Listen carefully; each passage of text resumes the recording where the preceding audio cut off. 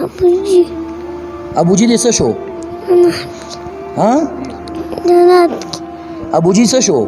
جنت نو د دې قلم واقداران ته زه وایم چې کم از کم د دې قاري صاحب د دې قاتلان نظر تر زره چې دی نو کیفر کردار ته ورسوي او دا دی چې دی نو اثر عام پانسي کی چې آینده څوک داسې کار نه کوي. بسم الله الرحمن الرحیم. السلام علیکم ورحمۃ اللہ وبرکاتہ. استاد د خوږ دل ملګری کاشف خان یم. عزتمندو د الله په کور کې ولاړ یم او حیران دی خبرې ته یو افسوس په دې خبره راځي من دغه خبرې کو چې اخر انصاف به کم ځای ملاويږي. د الله کور هم هغه کې هم خلکو سره ظلم زیاتې کیږي، هغه کې هم خلک قتل کیږي. اخر محفوظ مونږ د پاره کم ځای دی. مونږ چرته لاړ شو دا ملک بدل کو، دا کام بدل کو،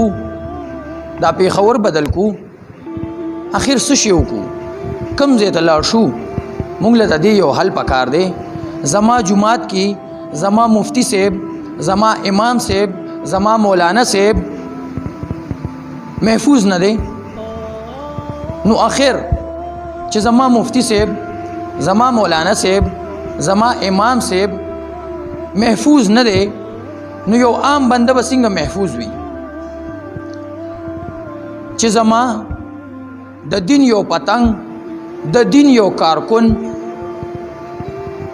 د نبی صلی الله علیه وسلم وارث هغه محفوظ نه دی، هغه په جماعت کې هم محفوظ نه دی. د جرګو مرکو خلق می محفوظ نه دي. زما د جرګو د مرکو د صلاح د مشورې خلق محفوظ نه دي. اخر په دې ملک کې محفوظ څوک دي؟ معصوم محفوظ نه دی، زنانه محفوظ نه ده، مفتی صاحب محفوظ نه دی، امام صاحب محفوظ نه دی. اخر محفوظ کم سړی دی؟ دغه واکدارانو نه، دغه با اختیار خلکو نه. نن د پښتونخوا نیوز په دې شیشه باندې انصاف غواړو. تاسو بخپله وګورئ او دغه خلکو سره ملاو شئ. د دې نه د دوی زباني واورئ چې دوی څه وایي، چې دې سره کم ذاتیات شوي دي. مړ هم شو او پړ هم شو. نو راځئ د دوی نه اورو. السلام علیکم. وعلیکم السلام ورحمۃ اللہ وبرکاتہ. لکه خپل پیژنګلو را سره زما قاری محمد حنیف فاروقی نوم دی او دا چې کوم ځای تاسو راغلي د مولانا قاری محمد یونس مدني شهید صاحب جماعت دی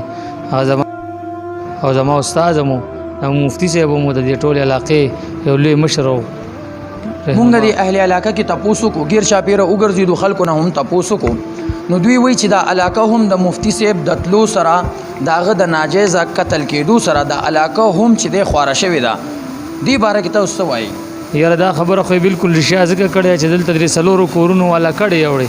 د دې وجې نه چې مونږ دې ځای ته راشو نو مونږ ته خپل مفتی صاحب را یادېږي او د هغې وجې نه مونږ برداشت نه شو کولی. نو دلته نه کړی یوړې او لاړل او څه دوه درې نور ملګري راټول شوي هغوی هم وایي چې مونږ کډه وړو ځکه چې دا علاقه مونږ باندې اوس بالکل بدل ښکاري چې زمونږ مفتی صاحب پکې نشته.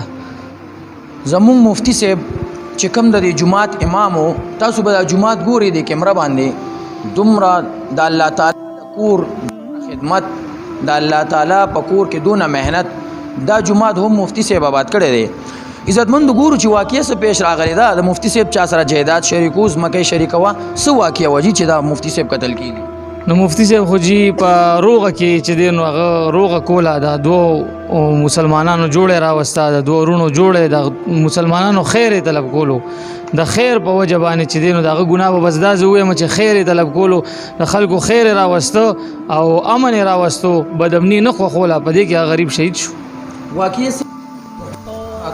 واقعه خو جی دا وه چې هغوی د دې کاري صاحب څه ملګري وو، د هغوی وروڼه وو، هغې راوستل او دلته یې کېنول جومات کې او روغ یې وله کوله. کاري صاحب وله روغه وکړه او هغوی ومنله او په هغه ورځ چې په کومه ورځ واقعه کېده په هغه هم رالل او ویې چې کاري صاحب تا سره د خدای پاک ډېر ښه وکړي چې تا زمونږ روغه راوسته، مونږ له خپل کاغذونه واپس راکړه. هغه کاغذونه ورته کاري صاحب کېښودل او د هغې نه پس چې دی نو بیا هغه روارې پاسېد او ویې چې کاري صاحب تا کومه فیصله کړې ده په جومات کې د الله په کور کې دا مونږ ته قبوله ده. بس بیا هم دا تره ظالم چې دی نو راپاسېدو او د بډې نه یې تمانچه راوویسته او روارې وویشته او قاري صاحب ورته چغه کړه چې مه کوه. قاري صاحب یې هم وویشته او بیا چې دی نو دغه خپل روري موشته بیا پولیس رااله هغه ټول گرفتار کړل. جای وقوع باندې چې کم ټیم دا واقع کې تاسو موجود وئ؟ بالکل زه موجود ما او نور کسان موجودو.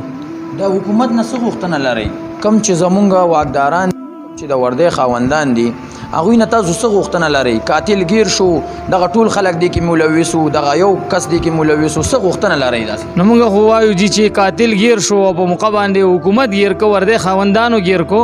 نو بیا موږ لدا بکا حکومت لدا بکاري چې بیا د هغې نه پس د لیت او لال نه کار نه لي سستۍ نه کار نه لي او د تسامو نه کار نه لي او هغه وکیلانو ته هم زه دا وایم چې هغوی ښه ورته بالکل پته ده د دې سی سی ټي وي کیمرې د دې ویډیو د دې فوټیج د دې هر یو څیز موجود دی دلایل شواهد د هر ګواهان د ټول علاقې د ټول خلک موجود دي اف آی آر او د هغې نه بس هم دا وکیلان چې دی وکالت کوي او د یو عالم دین خلاف چې یاره دی هغه قاتل چې دی نو دی عدم قاتل ثابتوي نو زه هغوی ته هم دا درخواست کوم چې د خدای دپاره الله نه ویرېږئ داسې وقوه ستاسو ځای کې هم پیدا کېږي او زه ججانو ته هم وایم چې کم از کم د خپل قلم چې الله پاک تاسو له دا درکړی دی او قلم لوی عظمت لري ځکه قرآن کریم کې الله پاک د قلم قسم خوړلې دي نون والقلم وما یسترون الله پاک په دې قلم باندې قسم خوړلې دي نو د دې قلم واکداران ته زه وایم چې کم از کم د دې قاري صاحب د دې قاتلان نظر تر نظر چې دی نو کیفر کردار ته ورسوي او دا دی چې دی نو اثر عام پانسي کی چې آینده څوک داسې کار نه کوي ځکه چې هغه عالم مو هغه یو جرګه مو کا هغه د یو امن داعی مو او هغه سره دا کار کیږي جرګه محفوظ نه ده جماعت محفوظ نه دی عالم محفوظ نه دی نو آینده دا نور عوام سره بیا چې دی نو کم ځای کې دی کم ځای کې محفوظ وي نو زه حکومت ته دا مطالبه چې زر در زر هغه چې دی نو کیفر کردار ته ورسي او موږ ته د انصاف راکړي. مندو مونږ ګورو دغه د نبی صلی الله علیه وسلم وارثان داغه سنت باندې برابر خلک زه سو ویم چې دا خلک به سوکزار کی چاته به نقصان ورسوي سوال هم پیدا کېږي خو اخر دې سره ولې داسې ظلم د انصاف طلبګار دغه خاندان د انصاف طلبګار دی عزتمندو دلته کې موږ سره واړه واړه ماشومان ولاړ دي ګلالي ماشومان را سره ولاړ دي ګورو هغې نه تپوس کوو چې بابا جانې چېرته دی ستاسو نامه ده ابوجي ابوجي دې څه شو ها جنت ابوجي څه شو جنت عزتمندو د ماشوم وینا ده چې ابوجي مې په جنت کې دی هېڅ به هم نه وایو بس دغلته زمونږ د خوله هم بنده شي او په دې باندې هم یو ټاپه ولګي ځکه چې همیشه په دې کیمره باندې مونږ د مظلومانو د یتیمانانو دک اوازونه راوچتو خو اخر په دې به کار څوک کوي هغه واکدارانو هم دا درخواست دی چې مهرباني وکړئ داسې قسمه کم خلک چې دي دې ته لږ انصاف ورکوي لږ دغه خپل قلم لږ دغه خپل عدالت لږ دغه خپل واک دا کم اختیار چې تاسو نن الله پاک درکړی دغه استعمال کوي ورنه یو ورځ داسې را روانه ده چې ته به د خپل قلم جواب دی او ضرور به د دې جواب ورکې عزتمندو ګورو اهل علاقې سره ملاویږو د علاقې خلکو سره ملاویږو چې هغوی د مفتي صاحب په باره کې څه وایي هغوی څونه مدرسې چلی هغوی څونه مسجدونه چې دی د الله پاک په فضل سره آباد کړي دي ګورو موږ سره مشران دي هغوی نه تپوسونه کوو السلام علیکم وعلیکم السلام ورحمت الله وبرکاتہ څنګه تاسو مفتی صاحب د نږدې نه پیژنئ څنګه انسان بالکل ډیر زبردست انسان و زما د ترور زوی او زما همزول و مونږ بچپن چې کوم دی یو ځای تیر کړی ډیر زبردست انسان و هغه بس مونږ یې په خپله درمن کړي او یقین وکړه چې ما زما پلار وفات شوی دی هغه پسې ما دومره نه یې جړلي څومره چې ما د پسې وجړل ځکه چې د یو عالم مرګ د ټول عالم مرګ دی دا ما ته اوس محسوسه شوه دا به د تبلیغ والوي که نه چې د یو عالم مرګ د ټول عالم مرګ دی خو دا ما ته نه محسوسېده اوس چې ما کله دا وکتل که نه نو ما محسوسه کړه چې بالکل هغه کمې راته بالکل محسوسېږي او ډېر کمې راته د حکومت پاکستان نه زه مونږ ډېر ګیلمن یو ډېر بالکل زمونږ خو د دې قانون نه د دې ژوند نه مړه بس د دې دنیا نه مړه موړ دی چې یاره دا څنګه ژوند دی دا څنګه زندګي ده دا څنګه قانون دی دا څنګه پاکستان دی دا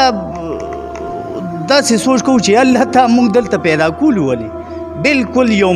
مایوسي شان په دې ژوند کې راغله په دې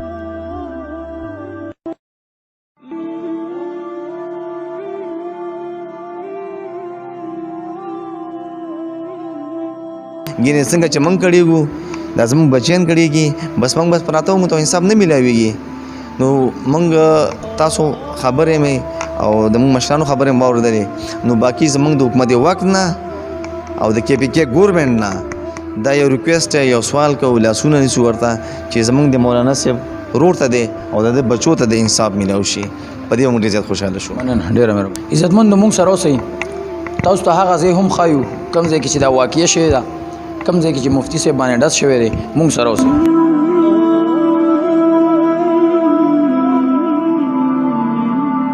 Oh